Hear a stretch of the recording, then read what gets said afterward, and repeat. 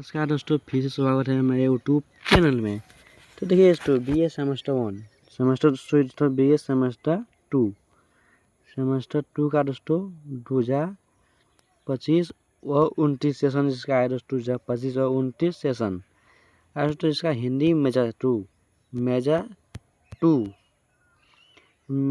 To जिसका हिंदी है दोस्तों, तो VVI क्वेश्चन नंबर 2 लेके आए हैं दोस्तों।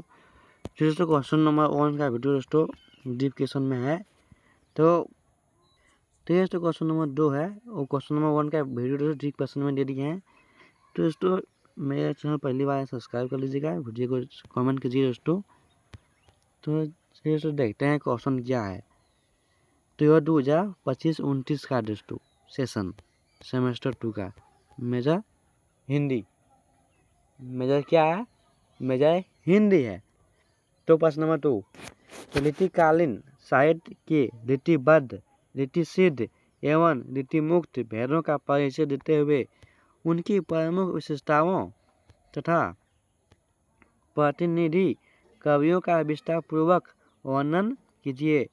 तो अब रीतिकाल हिंदी साहित्य का वह महत्वपूर्ण काल है। देखिए दोस्तों यहाँ से दोस्तों आंसर हम लोग का है उत्तर, ठीक है। उत्तर है रीतिकाल हिंदी साहित्य का वह महत्वपूर्ण काल है जिसमें काव्य रचना पर काव्य शास्त्रीय नियमों रस अलंकार छंद नायिका भेद और श्रृंगार का विशेष प्रभाव दिखाई देता है। इस काल के कवियों की काव्य दृष्टि और रचना पद्धति में पर्याप्त अंतर था। इसी आधार पर रीतिकालीन साहित्य के मुख्य रीतिबद्ध, रीतिसिद्ध और रीतिमुक्त 3 धाराओं में विभाजित किया जाता है। इन तीनों धाराओं ने हिंदी काव्य को अलग अलग प्रकार से समृद्ध किया, ठीक है। पहला है लिपिबद्ध काव्य। तो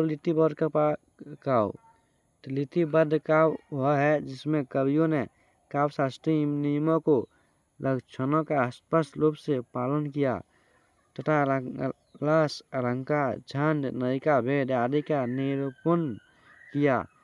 इन कवियों ने काव्य रचनाओं के सिद्धांतों को समझाने के लिए लक्षण ग्रंथों की रचना भी की है। अब इस धारा के प्रमुख कवियों में केशव दास, चिंतामणि त्रिपाठी, मोतीराम देव और भिखारी दास आदि का उल्लेख किया जाता है। अब केशव दास के रीतिकालीन काव्य परंपरा का प्रमुख आचार्य माना जाता है। उनकी रचनाओं में रसिकप्रिया और कविप्रिया विशेष रूप से महत्वपूर्ण है। उन्होंने रस अलंकार तथा नायिका भेद आदि का व्यवस्थित रचना किया। अब रीतिबद्ध काव्य की प्रमुख विशेषताएं हैं। तो काव्य शास्त्र नियमों का पालन, अलंकार की अधिकता, श्रृंगार और प्रधानता, नायिका भेद, ब्रज भाषा का उपयोग तथा दरबारी वातावरण का प्रभाव। अब है क्वेश्चन, अब है दूसरा, देखिए अब दूसरा है रीति सिद्ध काव्य। तो रीति सिद्ध काव्य में कवि काव्य शास्त्रीय सिद्धांतों का अलग से प्रतिपादन नहीं करता, बल्कि उन सिद्धांतों का सहज एवं कलात्मक प्रयोग अपनी कविता में करता है। अर्थात कवि की कविता में रीति के नियम सिद्ध रूप में दिखाई देते हैं, ठीक है। आगे देखते हैं। इस धारा के सबसे प्रसिद्ध कवि बिहारी हैं। उनकी प्रसिद्ध रचना बिहारी सतसरी है। इसमें लगभग 700 दोहों के माध्यम से श्रृंगार, नीति, भक्ति और जीवन के विभिन्न पक्षों का अत्यंत संस्फित एवं प्रभावशाली चित्रण मिलता है। बिहारी की विशेषता यह है कि वे बहुत कम शब्दों में अत्यंत गहरी बात कह देते हैं। उनके दोहे में संस्कृतता, अर्थ, गौरव, आंतरिकता, भाव सघनता और भाषा की मधुरता दिखाई देती है। तो रीति सिद्ध काव्य की प्रमुख विशेषताएं हैं क्या? रीति सिद्धांतों का कलात्मक प्रयोग, भावों की संक्षिप्त अभिव्यक्ति, अलंकारों का सुंदर प्रयोग, श्रृंगार की प्रधानता तथा ब्रज भाषा की मधुरता। लिट्टी मुक्त काव्य। तो लिट्टी मुक्त काव्य रीतिकाल की वह धारा है जिसमें कवियों ने काव्य शास्त्रों के वर्णनों की अपेक्षा व्यक्तिगत प्रेम अनुभूति की ओर भावनाओं को अधिक महत्व दिया। इन कवियों की कविता में कृत्रिमता की अपेक्षा हृदय की रचना अनुभूति दिखाई देती है। इस धारा के प्रमुख कवियों में घरानंद, आलम, बोधा और ठाकुर आदि का उल्लेख किया जाता है। इनमें घरानंद का स्थान सबसे महत्वपूर्ण है।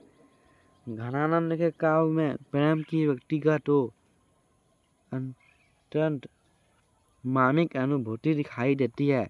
उनके प्रेम में विरह, पीड़ा, समर्पण, आकुलता और आत्मीयता का विशेष महत्व है।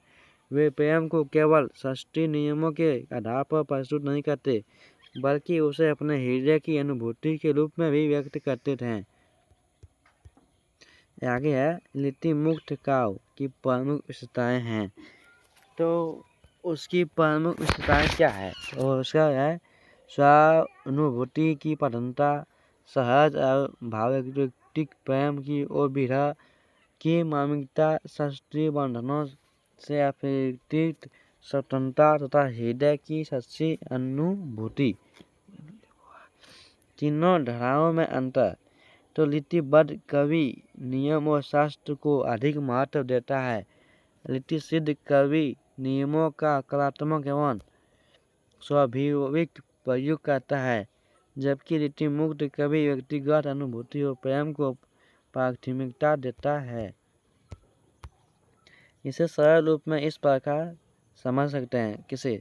लिपिबद्ध शास्त्र और नियम प्रधान, दूसरा लिपि सिद्ध शास्त्र का कलात्मक प्रयोग, लिपि मुक्त अनुभूति और प्रेम प्रधान। आगे है दोस्तों निरीक्षक देखते हैं इसका निरीक्षक। तो निरीक्षक अतः लिपिकालीन साहित्य।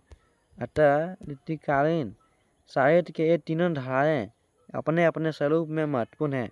केशव दास ने काव्य शास्त्रीय परंपरा को मजबूत किया। बिहारी ने लिपि सिद्धांतों को अत्यंत कलात्मक और संक्षिप्त रूप में प्रस्तुत किया तथा घरानंद ने व्यक्तिगत प्रेम और विरह की मार्मिक अनुभूति को अभिव्यक्ति दी।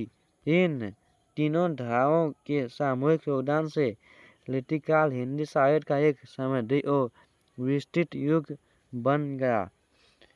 तो इसलिए दोस्तों 2 नंबर दोस्तों कंप्लीट हो गया। और दोस्तों क्वेश्चन आएगा, तो मेरे चैनल पहली बार आए सब्सक्राइब कर लीजिएगा दोस्तों, वीडियो को लाइक कीजिएगा दोस्तों, चैनल को सब्सक्राइब कीजिएगा दोस्तों, अपने दोस्तों को शेयर कीजिए, कमेंट कीजिए दोस्तों। जय हिंद, जय भारत।